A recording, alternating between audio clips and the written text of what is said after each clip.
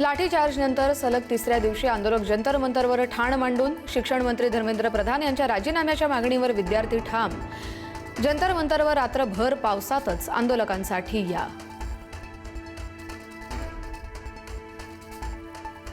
रात्री उद्धव ठाकरेंनी घेतली जंतर मंतरवरील आंदोलकांची भेट। एका राजीनाम्याने चालणार नाही, आता व्यवस्था बदला, उद्धव ठाकरे यांचं आवाहन। आज सकाळी 10 वाजता दिल्लीतून उद्धव ठाकरे घेणार पत्रकार परिषद। विरोधकांच्या आवाजानं पुन्हा एकदा दिल्लीत दणाणली। राहुल गांधी, प्रियंका गांधी यांचं रात्री पंतप्रधान निवासाजवळ आंदोलन। आंदोलनावेळी पोलिसांनी राहुल गांधी यांच्यासह विरोधकांना घेतलं ताब्यात। तब्बल 3 तासांनंतर राहुल गांधींची सुटका।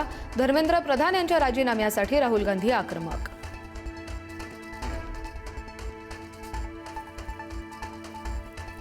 तर कालच्या आंदोलनादरम्यान राहुल गांधी यांना दुखापत। झटापटीमध्ये राहुल गांधी यांच्या नाकाला दुखापत।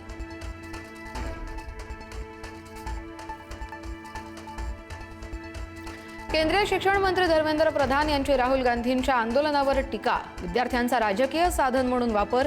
एक्स पोस्ट करत धर्मेंद्र प्रधान यांचा राहुल गांधींवर निशाणा।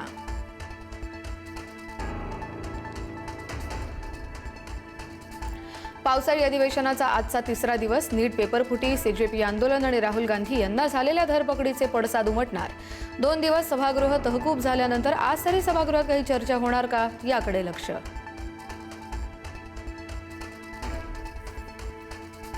तरुणांच्या समर्थनार्थ मनसेचं आज मुंबईत आंदोलन। आझाद मैदानावर सकाळी 11 वाजता आंदोलन।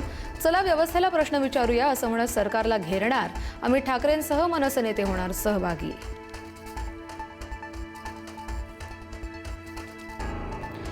वंचित बहुजन आघाडीकडून उद्या महाराष्ट्र बंदची हाक। दिल्लीत शांततापूर्ण आंदोलन करणाऱ्या विद्यार्थ्यांवर झालेल्या अमानुष मारहाणीचा करणार निषेध।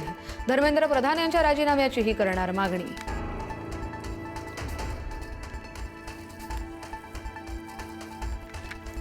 मनोज जरांगेंचा विद्यार्थ्यांच्या आंदोलनाला पाठिंबा। जरांगे आज दिल्लीत जाऊन घेणार भेट। सकाळी 11 वाजता जरांगे जंतर मंतरवर पोहोचणार।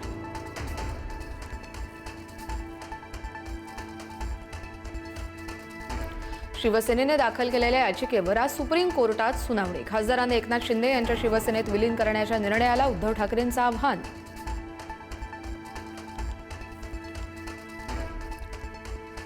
मुख्यमंत्री देवेंद्र फडणवीस यांचा आज वाढदिवस। वारी साजरा करणार वाढदिवस। वेळापूरमधून मुख्यमंत्री वारकऱ्यांसोबत माऊलींच्या पालखीत पायी चालणार।